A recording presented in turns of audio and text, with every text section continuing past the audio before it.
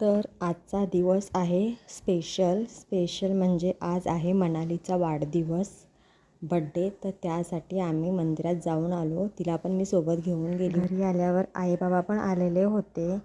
त्यांना चहा पाणी केला आणि मग मक्का घेतला भाजून। मक्क्यामध्ये मस्तपैकी मीठ आणि थोडं तिखट टाकून सर्वांना दिलं खायला। आणि यांच्यासाठी पण असं सलाडचं ताट वेगळं काढून ठेवलं। सर्वांनी असं मस्त खाल्लं। नंतर मग बड्डे आपण सेलिब्रेट केला। सर्वांनी तिला ओवाळलं। असं मस्तपैकी असा केक वगैरे कटिंग केला। त्यानंतर सर्वांनी फोटो काढून घेतले। आणि मग जेवणाचं काय, तर जेवणाचं आज वेगळं होतं। बाहेर जायचं होतं जेवणासाठी।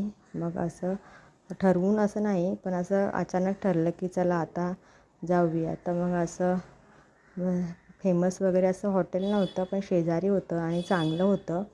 त्यामुळे आम्ही इथे येऊन गेलो। आणि जेवणाच्या आधीची उत्सुकता, फोटो आणि व्हिडिओ हे सगळं चाललं होतं। जेवण खूप लेट आलं। तर मग अशा प्रकारे खूप साधे आणि सिंपल आणि खूप चांगल्या प्रकारे तिचा वाढदिवस साजरा केला। जास्त कोणी नव्हतं, पण जे महत्त्वाचे आणि मोठी माणसं होते ते होते बड्डेला हजर। तर मग मस्तपैकी भाजी आली आणि मग अशा प्रकारे बड्डे सेलिब्रेट झाला। जेवलो आम्ही। चला तर मग बाय।